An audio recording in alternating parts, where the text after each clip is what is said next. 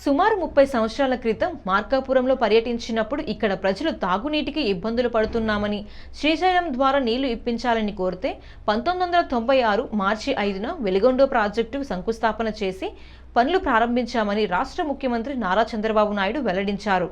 వచ్చే జిల్లాలో ప్రాజెక్టును పూర్తి చేసి జాతికి అంకితం చేయడానికి చర్యలు తీసుకుంటున్నట్లు చంద్రబాబు తెలిపారు.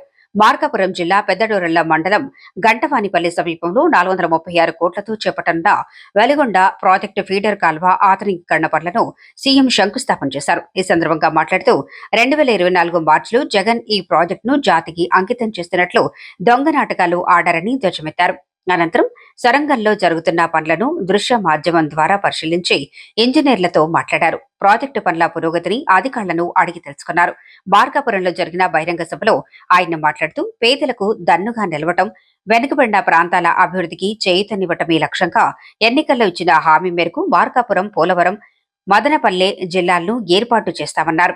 రాష్ట్ర మంత్రులు నిమ్మల రామానాయుడు, గొట్టిపాటి రవికుమార్, ఎంపీ మాగుంట శ్రీనివాసులు రెడ్డి, కనిగిరి ఎమ్మెల్యే ఉగ్ర నరసింహారెడ్డి, టీడీపీ ఇన్ఛార్జీలు గూడూరి ఎరక్షన్ బాబు, గొట్టిపాటి లక్ష్మి తదితరులు పాల్గొన్నారు.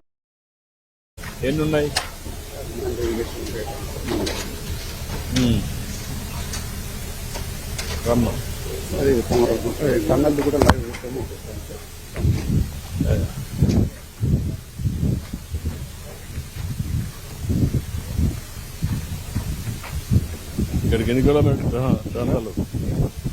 ఇది సార్ 5.3 సార్ 5.3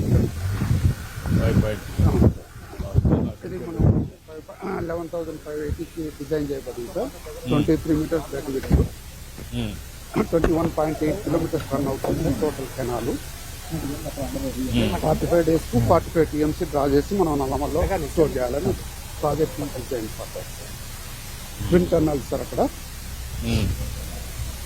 ట్విన్ టర్నల్స్ నుంచి 11,580కి డ్రా చేయడానికి డిజైన్ చేయబడినాయి సార్. ఇది డెప్త్ ఆఫ్ ఫ్లో వచ్చేసి 6 మీటర్స్ పోతుంది సార్. మొత్తం కలిసి 2,540 కోట్లు ఖర్చు పెడితే ఈ జిల్లాలో మెజారిటీ ప్రాంతాలు మెట్ట ప్రాంతాలు కాకుండా అన్ని ప్రాంతాలకు నీళ్లిచ్చే అవకాశం వస్తుంది. తమ్ముళ్ళు, ఇన్ని పనులుంటే 1924లో వీళ్ళు ఖర్చు పెట్టింది 500 కోట్లు. 500 కోట్లు పనులు చేశారు.